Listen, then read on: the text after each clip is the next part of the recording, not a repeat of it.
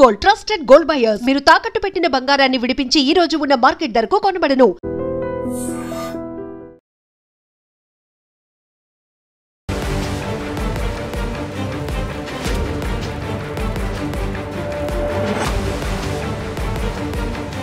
నమస్కారం, welcome to I dream. నేను మీ సంగీత.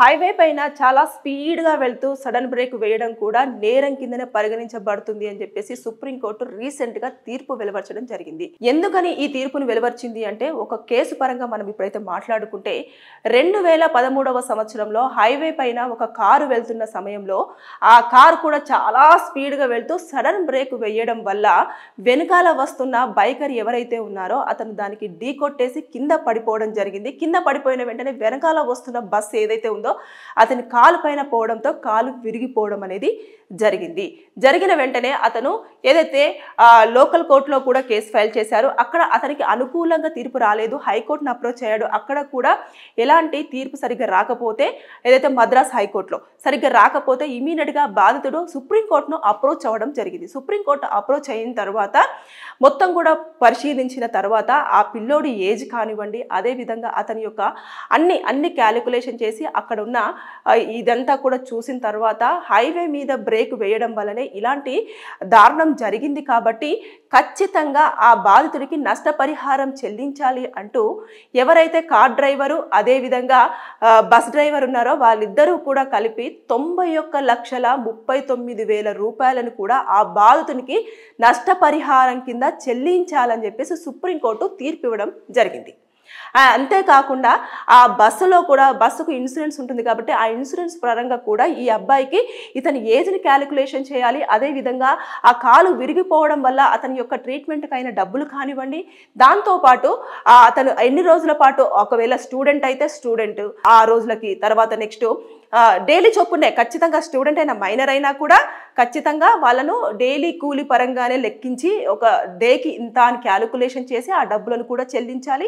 దాంతోపాటు ఇన్సూరెన్స్ కూడా వాళ్ళకు క్లెయిమ్ చేసి ఇవ్వాలి. ఎందుకంటే బస్సు ప్లస్ తర్వాత ఇన్సూరెన్స్ కంపెనీకి కూడా టైఅప్ అయి ఉంటుంది కాబట్టి ఈ పర్సన్ ఎవరైతే ఉన్నారో అతనికి ఇవ్వాల్సిన పరిస్థితి ఉంటుంది. ఇక కారు డ్రైవర్ ఎవరైతే ఉన్నారో తను కూడా ఈ అబ్బాయికి నష్టపరిహారం కింద డబ్బులు ఇస్తూనే ఆ కారుకు ప్లస్ తర్వాత థర్డ్ పార్టీ కింద కూడా మనము కొన్ని ఇన్సూరెన్స్ కంపెనీస్కి మనం డబ్బులు పే చేస్తూ ఉంటాం. ఆ ఇన్సూరెన్స్ డబ్బులు కూడా ఇతనికి ఇవ్వాల్సిన పరిస్థితి వస్తుంది. ఈ లెక్కన చూసేసుకుంటే ఎప్పుడైనా సరే హైవే మీద రోడ్ అంతా చాలా సాఫ్ట్గా ఉంది, ఎవరు రావట్లేదు, అసలు ఏముంది స్పీడ్ లిమిట్ దాటేస్తే ఏముంది అని చెప్పేసి మీరు కనుక వెళ్తూ ఇంకా అసలు ఏముందిలే యాక్సిడెంట్ అయితే ఎవరు పట్టించుకుంటారు అంటే మీరు పప్పులో కాలేసినట్టే.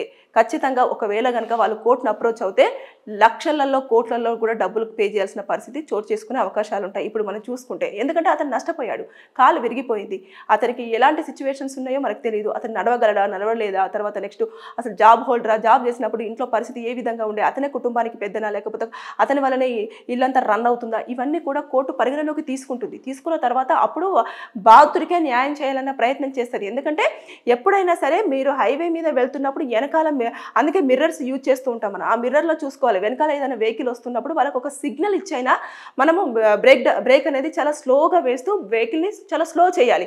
అంతేగాని స్పీడ్గా అయ్యేసరికి మనం వెనకాల వచ్చే వాళ్ళు కొంచెం గ్యాప్ ఎక్కువగా ఉంటుంది కాబట్టి ఆ టైంలో వచ్చేసి గబాల్లో గుద్దుకునేసరికి కింద పడిపోవడము, వెనకాల నుంచి వెహికల్ వస్తే లక్కీగా అతని కాలు మాత్రమే విరిగిపోవడం జరిగింది. ఒకవేళ ఆ బస్సు అతని మీద నుంచి వెళ్ళింటే ప్రాణమే పోయే అవకాశాలు ఉంటాయి కాబట్టి ఇది కూడా క్యాలిక్యులేషన్ చేస్తారు కంపల్సరీ. చేసేసి అప్పుడు బాధిత కుటుంబానికి న్యాయం చేయాలాగా చూస్తారు అన్నట్టు. అంటే ఒకవేళ ఆ పర్సన్ బ్రతికుంటే ఉద్యోగం చేస్తే ఎంత సంపాదించేవాడు, సంవత్సరానికి ఎంత సంపాదించేవాడు, నెలకు ఎంత సంపాదించేవాడు, ఇది క్యాలిక్యులేషన్ చేస్తుంది court.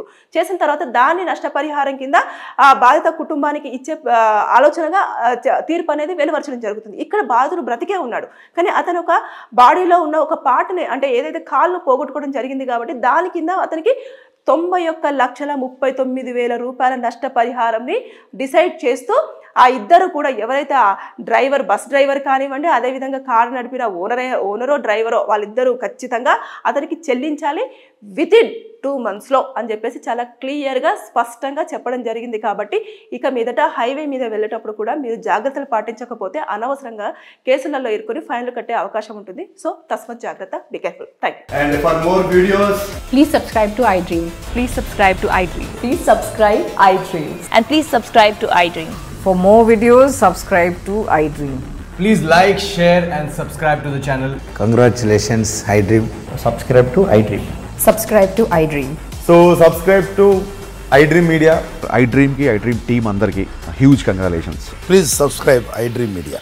Please subscribe to iDream. Subscribe iDream. Please subscribe to iDream. iDream అంటే నా కళల ఛానల్ను సబ్స్క్రైబ్ చేసుకున్నారు, నోరు తిరుగుతలేదు.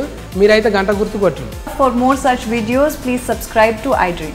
Subscribe to iDream. Please subscribe to iDream. Please subscribe iDream Media. Please do subscribe to iDream. Please subscribe to iDream Media. For best entertainment and information, please subscribe iDream. And don't forget to subscribe to iDream.